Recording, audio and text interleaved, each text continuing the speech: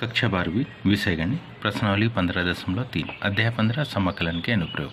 वक्रों x y equal to x square तथा y equal to mod of x से घिरे क्षेत्र का क्षेत्रफल ज्ञात कीजिए। क्या दिया है? क्या दिया है? वक्र दिया है x square equal to y, एक परवलय है। ये एक क्या है? परवलय है जिसका शीर्ष 0 0 पर है तथा सममित अक्ष ओ है। इस ओ से वाई को अगर देखें तो इधर जितना इसका फैलाव है उतना ही इधर है। यहाँ जितने अंश का एंगल है उतनी अंश का एंगल इस परवलय में लेफ्ट साइड भी है, इसलिए हम इसको कहेंगे कि सममित अक्ष ओ है। समीकरण y बराबरी से मोड ऑफ एक्स दो रेखाओं को निरूपित करता है। क्यों?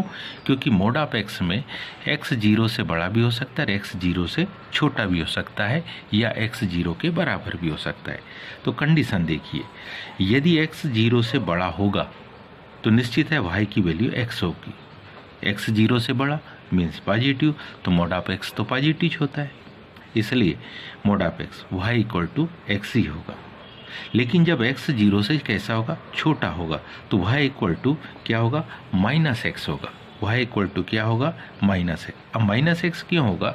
क्योंकि माइनस और वो निगेटिव वैल्यू होगी तो वो क्या हो जाएगी? पॉजिटिव, इसलिए y क्या हो जाएगा? Minus x. अब यदि हम y की वैल्यू को x ले और परवलय के समीकरण को ले, अर्थात y बराबरी से हम x लेते हैं और परवलय का समीकरण लेते हैं x square equal to y. तो ध्यान से देखिए, जब y इक्वल टू एक्स है तो यह है y इक्वल टू एक्स का लाइन। ये लाइन सीधी चली जा रही है, ये y इक्वल टू एक्स की लाइन है, और ये जो नीचे की लाइन है ये परवलय की लाइन है, और ऊपर की लाइन है y इक्वल टू एक्स की लाइन है। तो हम बड़ी आसानी से कह सकते हैं क्या कि इन दोनों के जो प्रतिच्छेदी बिंदु है, एक तो मूल बिंदु 0 0 और दूसरा है 1 1। अब यदि हम क्या ले?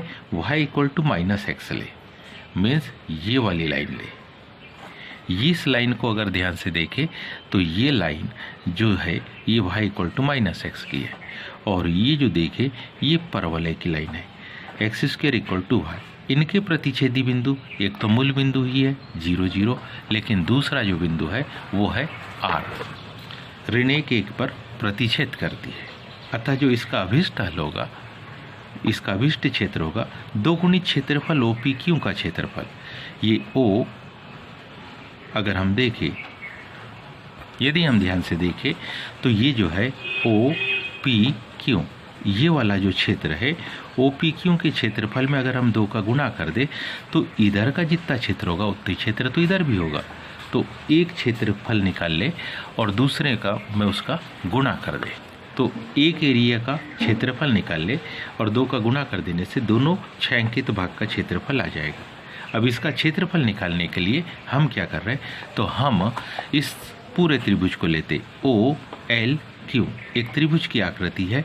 अगर ये वाली सीधी लाइन को हम देखें, ये लाइन को देखें तो एक समकोण त्रिभुज बन रहा है। तो यदि हम इस समकोण त्रिभुज OLQ के क्षेत्रफल में से किसे घटा दें? इस क्षेत्रफल को OLQP के क्षेत्रफल को घटा दे तो ये छायांकित भाग का क्षेत्रफल आ जाएगा। क्या? OLQ त्रिभुज का क्षेत्रफल ऋण क्षेत्रफल OLQPO का क्षेत्रफल। अब हम में से सब जानते हैं कि 2 इंटीग्रेशन क्या 0 to 1 y1 dx रेखा के समीकरण में से यदि 0 to 1 y2 dx परवलय के समीकरण को हम घटाते हैं तो छायांकित भाग का क्षेत्रफल आ जाता है।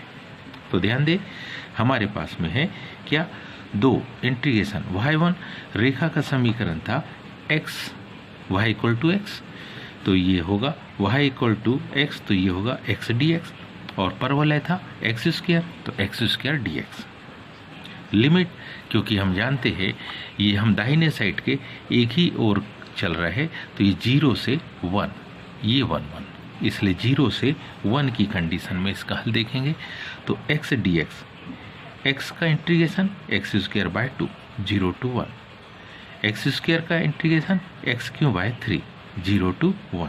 जब इसको सॉल्व करेंगे मतलब एक्स स्क्वायर की जगह 1 रखा तो 1/2, माइनस एक्स स्क्वायर की जगह 0 रखा तो 0 हो जाएगा, -2, एक्स क्यू की जगह 1 रखा तो 1/3, लेकिन आगे माइनस साइन है, पुनः जीरो के लिए माइनस साइन होगा तो माइनस माइनस प्लस, लेकिन हम जानते हैं ये दोनों जीरो का कोई अस्तित्व नहीं है।